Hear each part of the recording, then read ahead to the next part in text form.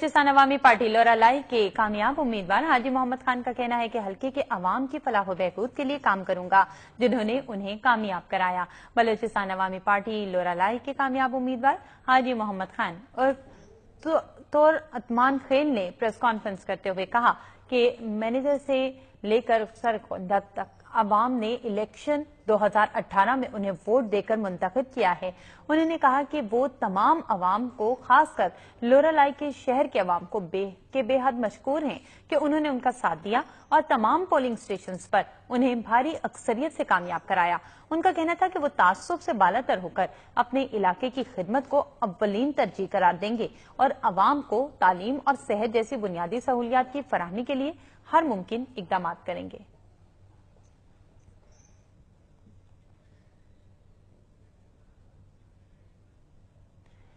خبر دیں آپ کو صوبہ خیبر پختونخوا سے